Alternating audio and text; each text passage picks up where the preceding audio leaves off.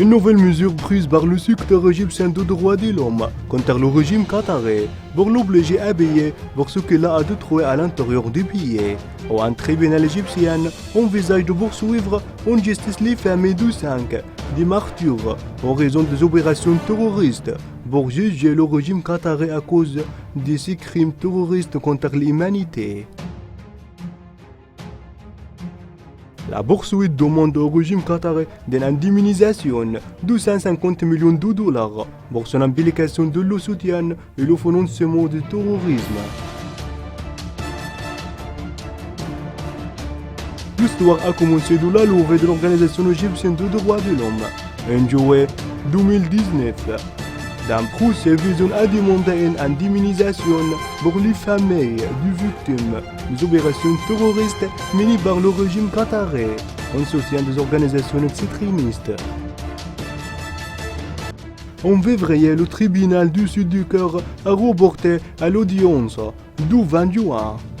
Alors l'Organisation égyptienne des droits de l'homme était l'une des premières organisations non gouvernementales actives de le soutien la demande de la promotion des droits de l'homme en Égypte. Elle a été fondée en 1985.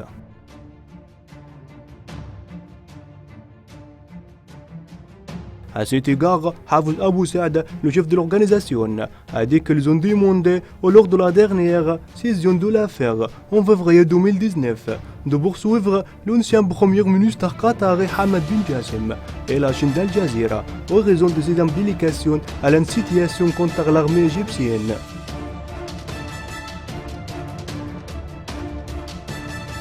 Abou Saad, qui est également le membre du Conseil national égyptien pour le droit de l'homme, a confirmé que l'affaire inclut la preuve de l'implication des régimes qataris de le soutien et le financement des organisations terroristes en Égypte depuis 2011 jusqu'à présent.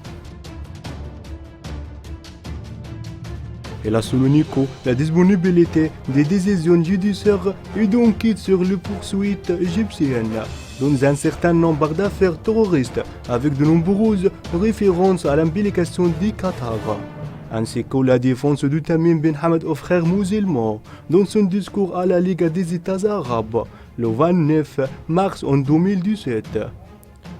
Il a confirmé que ce groupe n'est pas une organisation terroriste.